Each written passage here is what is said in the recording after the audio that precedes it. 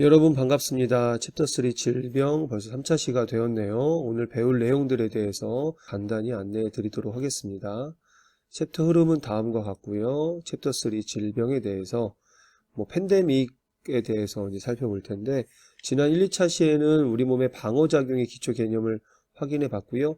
혈액 관찰하는 실험, 그리고 혈액형 판정 실험을 통해서 항원항체, 외부의 병원체가 들어왔을 때 병원체를 이제 항원이라고 하는 거죠. 우리 몸에 항체가 만들어서 완전하게 무력화시킨다. 병원체를 완전히 소멸시킨다. 그러면서 우리 몸을 건강하게 유지하는 것을 면역 반응이라고 했죠. 또 우리 지금 책을 읽고 있습니다. 그래서 오늘 3차 시는요, 책을 마저 읽고요. 그리고 둘의 백과사전을 만들 텐데, 둘의 백과사전은 어떤 주제에 대해서 내용을 조사하고 정리해서 공유 슬라이드를 완성하는 거예요. 그리고 공유 슬라이드를 함께 보면서 이제 나누는 시간을 가질 거고요. 그래서 백과사전 만드는 시간이 35분, 슬라이드 보면서 나누는 시간이 25분, 그리고 마지막에는 탐구 대회에 대해서 안내를 해 드리겠습니다.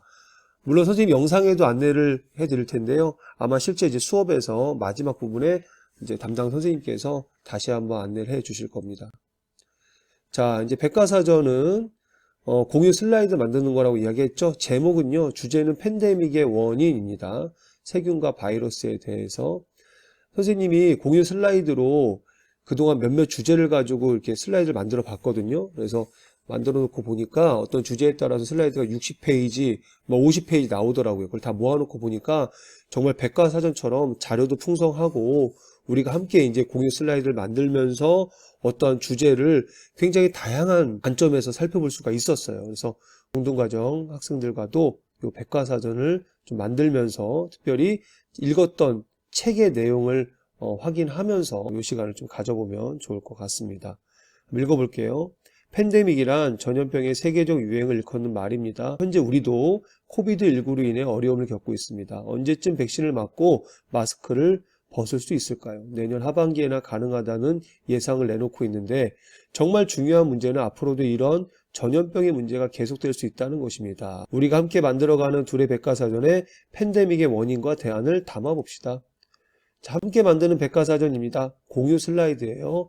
연계 도서를 바탕으로 해서 검색을 하시면서 여러분 각자가 한 장에서 세 장의 슬라이드를 만드셔야 돼. 근데 어떤 내용을 여러분은 소재를 삼을 것이냐? 세균하고 바이러스입니다. 연계도서 읽다 보면요, 수많은 세균과 바이러스가 나오는 그 중에 하나를 선택하시면 됩니다. 그래서 여러분이 꼭 아래 이 세 가지 내용이 들어가야 되는데, 내가 선택한 병원체로 인한 질병의 특징과 예방법을 한번 조사해 보시고요. 내가 선택한 어떤 세균, 바이러스로 인한 질병의 특징과 예방법은 무엇인지 이미지와 영상을 첨부 꼭 해주세요. 이미지 또는 영상입니다. 내가 선택한 병원체가 팬데믹, 전 세계적으로 대유행을 할 것인가, 이런 걸 한번 예상해 보시고요. 질병에 걸리지 않기 위해 필요한 것이 있다면 무엇인가, 개인적 또는 사회적, 아니면 국제적으로 어떤 대안을 제시하는 건데, 개인적 대안도 좋고요, 사회적 대안도 좋고요, 국제적 대안도 여러분이 좀 상상해서 대안을 제시해 주면 좋을 것 같습니다. 그리고 슬라이드가 완성이 되면 전체하고 함께 이게 쭉 살펴보는 시간을 가져보겠습니다. 좀 막연할 것 같아서는 예시를 좀 준비해 봤는데요. 자, 그 예시는 실제 우리 공유 슬라이드로 한번 넘어가서 보도록 하겠습니다. 자, 1, 2페이지는 선생님 설명한 내용이고요. 3페이지 볼게요. 저는 책을 읽으면서 어떤 병원체를 선정했냐면 HIV 바이러스, 이 바이러스가 활성화되면 에이즈에 걸리게 되는 것인데, 특징 적어봤어요. HIV 바이러스는 혈액을 통해 감염이 된다. 성적인 접촉, 수혈, 모체에서 신생아로. 이거 너무 안타깝죠. 그래서 아프리카 지역에서는 엄마가 바이러스에 걸렸는데 그대로 아이를 갖게 되고 낳게 되면서 그 아이는 태어나면서 에이즈에 걸리는 경우가 있습니다. HIV 바이러스에 감염되는 경우가 있어요. 바늘에 찔리는 사고, 의료인들이. 근데 요새는 이건 거의 없어요. 거의 없고. 이런 식으로 HIV 바이러스에 노출이 되는데, 이렇게 노출된 사람들은 면역 결핍증, 우리 몸에서 지난주에 배웠던 면역 반응이 일어나지가 않아. 면역 반응이 일어나지 않으면 감기 걸려도 그 사람은 다른 사람보다 더 큰 고통을 받게 되는 거죠.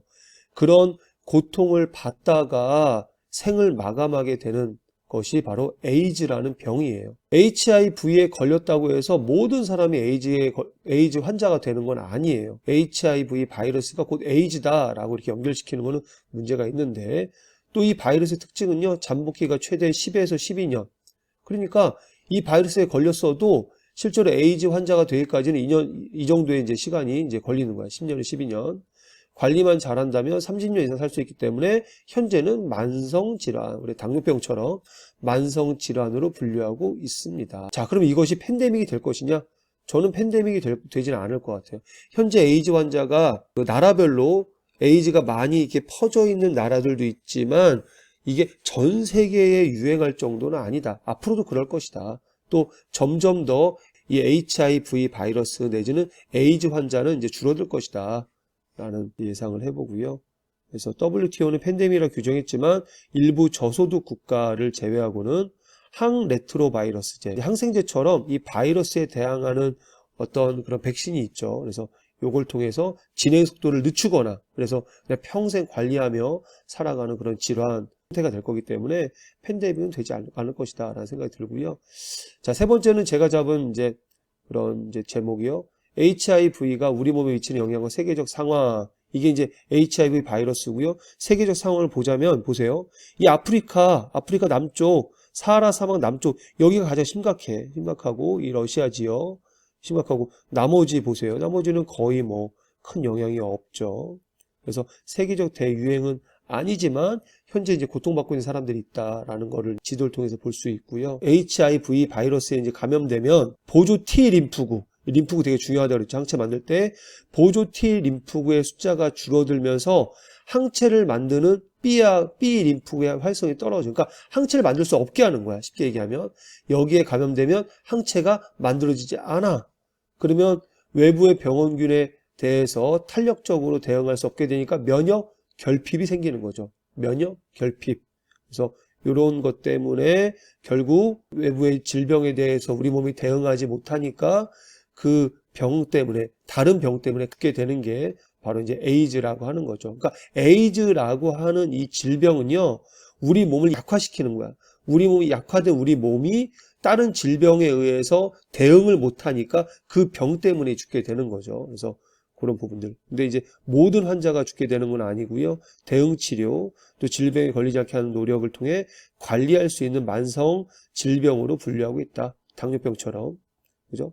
하지만 아프리카 지역을 중심으로 한 빈약한 의료체계, 부실한 사회 시스템으로 HIV 바이러스 노출된 사람들이 많은데 이거는 국제적인 관심, 인도적 지원이 절실한 상황이다. 아프리카 지역, 이남 지역의 사람들의 그 어려움들을 우리가 공감하고 국제적으로 이제 관심을 갖고 바이러스에 대해서 대항할 수 있는 항바이러스제나 또 근본적으로 이 HIV 바이러스에 노출되지 않게끔 하는 어떤 시스템이 좀 구축이 돼야 되겠죠. 그래서 저는 이런 식으로 2페이지에 걸쳐서 이렇게 조사를 해봤거든요. 그래서 여러분 이렇게 하시면 될 것 같고요. 그리고 여러분이 이렇게 자료를 조사하고 나누고 나서 한 5분에서 10분 정도 마지막 수업 마무리하기 전에 선생님들이 탐구대회 안내해 드릴 겁니다. 자, 탐구대회는요, 우리가 다음 시간에 할 것인데, 주제는 이거야. 모기를 줄이는 방법에 대한 아이디어 공모인데, 탐구 지역은요, 별관이야, 별관. 별관 전체. 우리가 여름만 되면 모기 때문에 아주 그냥 난리죠. 화장실 들어갈 수가 없잖아요. 그래서 그 부분에 대해서 또 우리 모기라고 하는 거는 여러 이제 질병을 유발하는 아주 매개 동물로서 사실 모기를 줄여야 돼. 모기가 점점 늘어날 거거든. 지구온난화 때문에 모기를 줄이는 게 관건인데 다음 두 가지 질문을 잘 유념해서 참여하시면 좋을 것 같은데 여름철만 되면 모기가 갑자기 증가하는 이유가 뭘까? 모기는 질병을 일으킨 매개동물이 어떻게 없앨 수 있을까? 그래서 우리 별관의 환경의 어떤 문제인지 원인이 뭔지를 좀 분석해 보고요. 그거를 줄이는 방법에 대해서 여러분이 아주 창의적인 그런 생각들과 그런 아이디어를 슬라이드에 정리해가지고 제출하는 것이 탐구대회의 진행 과정입니다. 그래서 슬라이드는 최대 5장 만드시고 포스터, 요거를 줄이는 방법에 대한 아이디어가 담긴 포스터를 제출하는 게 다음 시간에 미션이 될 것 같아요. 아마 이제 그 탐구대회는 뭐 두례로 이제 진행이 될 것 같은데, 이거는 각 반의 형편에 따라서 조를 편성해 주시고요. 안내사항입니다. 유인물의 연계도서 부분 마저 채워주시고 수업 돌아보기 올리시고, 계속 안내해 드린 대로 4차 시에는 탐구대회를 진행할 것이다 라고 기억하시면서 이번 시간 수업을 잘 참여해 주시면 좋을 것 같습니다.